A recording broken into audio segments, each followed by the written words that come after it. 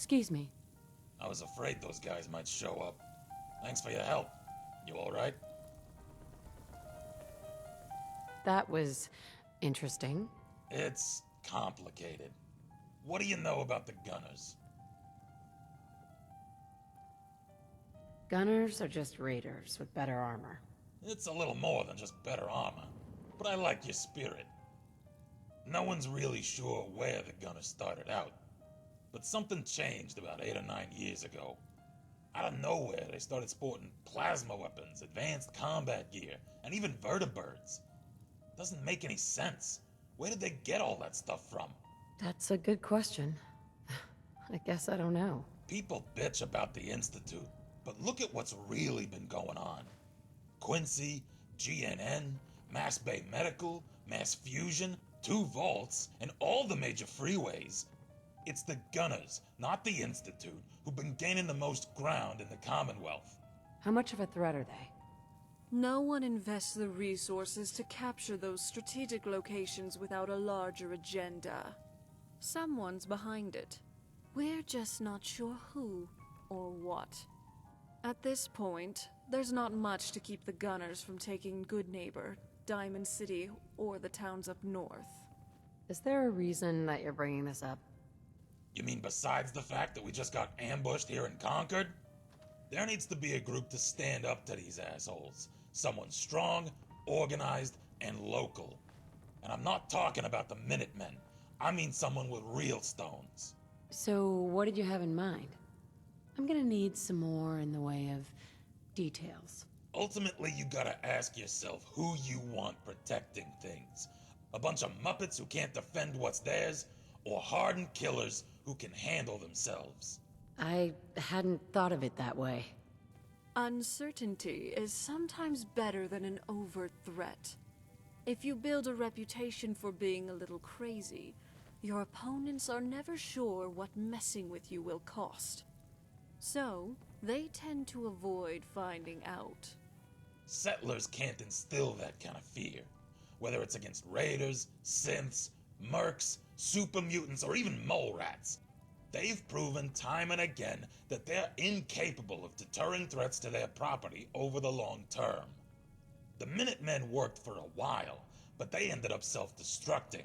What happened to the Minutemen? Depends who you ask.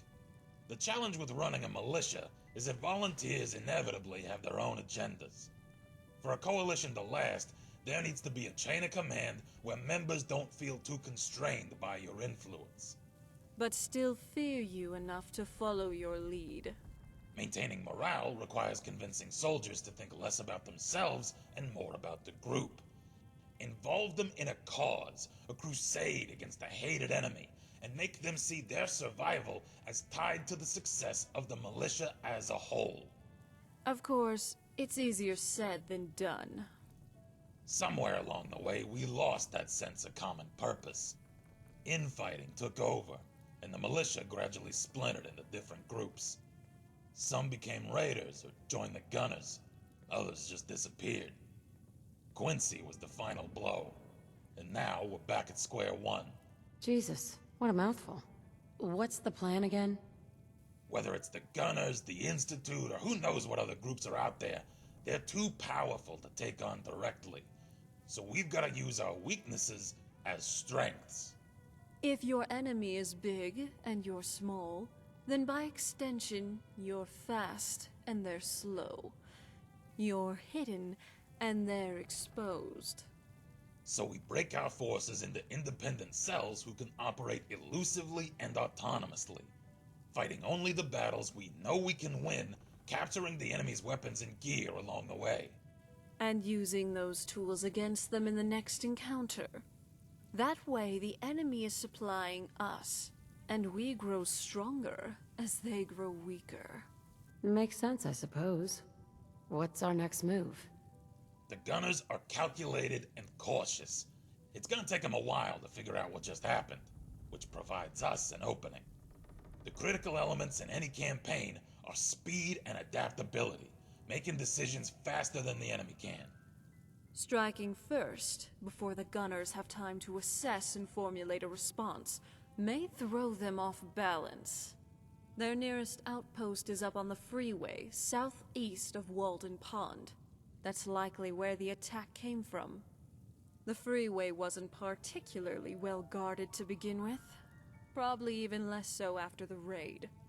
I want you to head over there, take out their remaining guards, and steal their weapons, so we can fortify our presence here in Concord. Prove to me you can handle that task, and I'll have a larger project for you when you return. And if you want bonus points, there's rumor of a raider's stash over by Corvega. We'll mark the location on your map.